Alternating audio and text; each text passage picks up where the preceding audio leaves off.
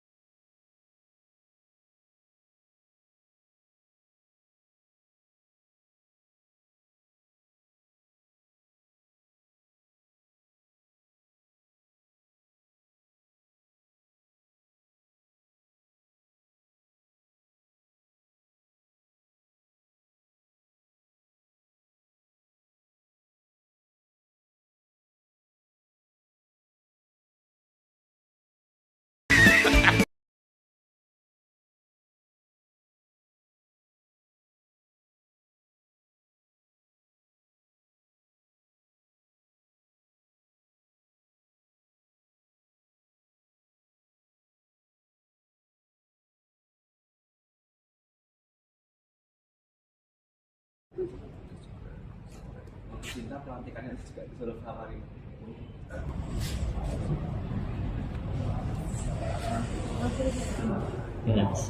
Ya wis toh. Sama-sama sama-sama anak muda mas. Dia lebih muda. Bagus tua. Itu kan sempat waktu selesai rakornas yang di Bogor kemarin ya mas. Iya. Tinggal tunggu somai. Ya rakornas yo. Ngobrolin apa aja mas? Waktu di Somai. Ngobrolin wakil 2020. Sama kader PDI mas. Sama-sama kader PDI. Golkar. Golkarnya. Mana Bendung Golkar. Gitu. Ada chemistry. Nggak ngerti. Baru tahu mas, aku punya anak jadi politisi. Diku tuh anaknya Bendung Golkar. Yes. Ngobrolin 2024 apa aja sih mas? Ya 2024. Itu langkahnya yang diobrolin langkahnya Mas Hari atau langkahnya Mas Diko? Mas Diko. Mungkin apa gitu? Santai. Naik level. Naik level. Enggak. Yes. Sempat sharing Mas Diko juga mau mungkin nyangkut gitu nggak sih? Enggak. Yes. Tunggu Mas Purboyo ya. Iya. Makasih. Hai Mas.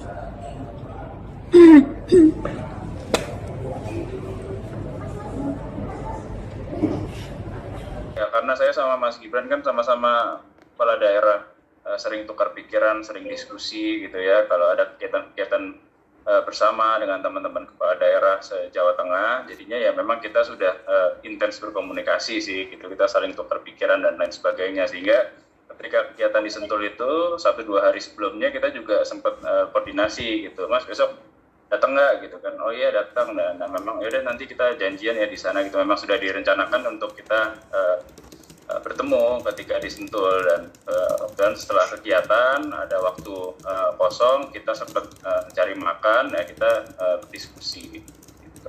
Memang pas acara di Sentul itu saya lihat Mas Gibran duduk di depan, terus saya juga ke depan, akhirnya kita ngobrol, terus ya sama-sama kita mau makan di luar, sama-sama belum sarapan, akhirnya kita sarapan berdua lah pada saat itu.